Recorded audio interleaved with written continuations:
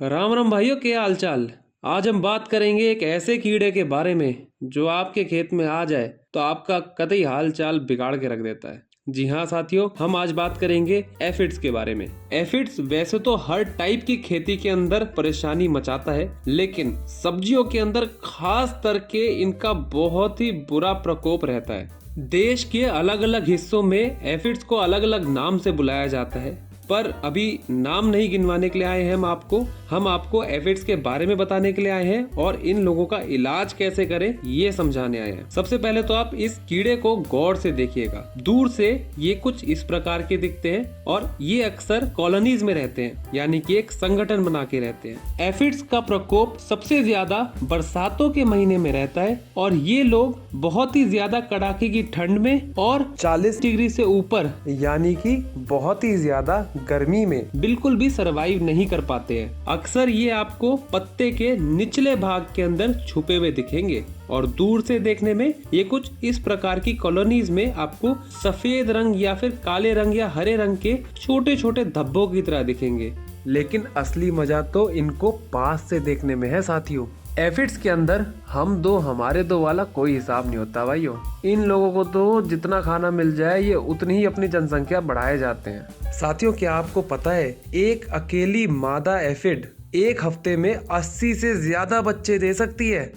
Aphids का जो नया बच्चा पैदा होता है वो दरअसल पैदा ही प्रेग्नेंट होता है। जी हाँ साथियों, इसीलिए इनको रातों रात रिप्रोड्यूस करने में कोई दिक्कत नहीं आती। और अगर आपके खेत में एक भी एफिड आ जाता है तो वो हफ्ते के अंदर इतने लाखों प्रोडक्शन कर लेता है कि आप उसको कंट्रोल करने में कतई बेबस फील करेंगे। एफिड्स दरअसल इतने ज्यादा फिरोशियस ईटर होते हैं कि ये हफ्तों के अंदर पूरे के पूरे खेत चट कर जाते हैं और फिर जब खाना कम पड़ जाता है तो फिर ये लोग अपने अंदर का छुपा हुआ एक राज दिखाते हैं और वो राज ये है कि इनके पंख भी होते हैं। जी हाँ, जब खाने की कमी महसूस होती है तो ये अपने पंख निकालते हैं और फटाक से दूसरे एरिया में चले जाते हैं जहाँ पे इनको खाने की कमी ना महसूस हो।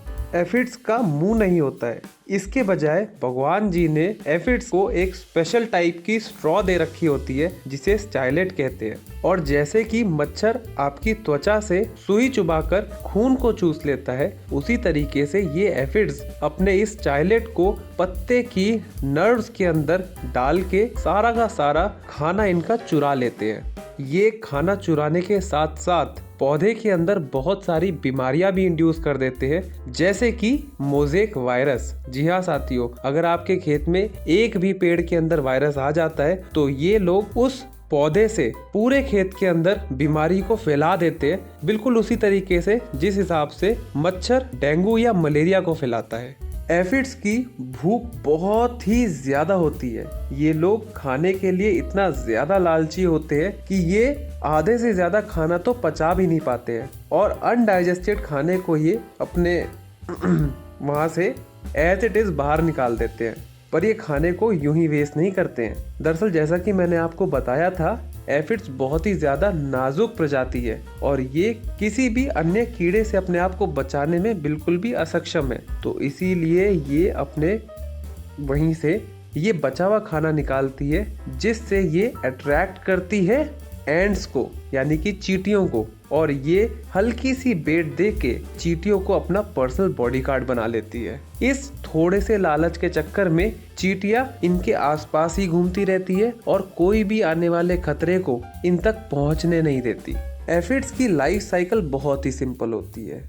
ये लोग खाना खाते हैं और दिन रात मल्टीप्लाई करते हैं। ये जिस दिन पैदा होते हैं उसी टाइम से ये खाने में लग जाते हैं और बहुत ही जल्दी अपना साइज ग्रो करते रहते हैं। ये इतनी जल्दी साइज ग्रो करते हैं कि इनकी जो बाहर की त्वचा है यानी कि स्किन है वो इनकी बॉडी की ग्रोथ से मैचअप नहीं कर पाती है और इसीलिए ये अपनी पूरी फुल ग्रोथ अटेन करने से पहले 4 बार अपनी त्वचा को शेड करते हैं, बिल्कुल उसी तरीके से जैसे कि सांप अपनी त्वचा को समय समय पे निकाल देता है। अपने खेत के अंदर एफिड्स को कंट्रोल करने के लिए आप नीम की पत्तियों से बनाया का नीमास्त्र या फिर नीम सीड कैरनल ऑयल, जो कि निमोली से निकाला हुआ पाउडर होता है, उसका इस्तेमाल करके भी इनका कंट्रोल बड़े आराम से कर सकते हैं। नीम सीड कैरनल ऑयल और नीमास्त्र बनाने की प्रक्रिया को मैं अपने दूसरे व्लॉग्स के अंदर ऑलरेडी बता चुका हूँ, जिसका लिंक आई बटन के अंदर दिया गया है। साथियों, आपको हमारी ये नई व्लॉग सीरीज कैसी लग रही है ये जरूर बताना।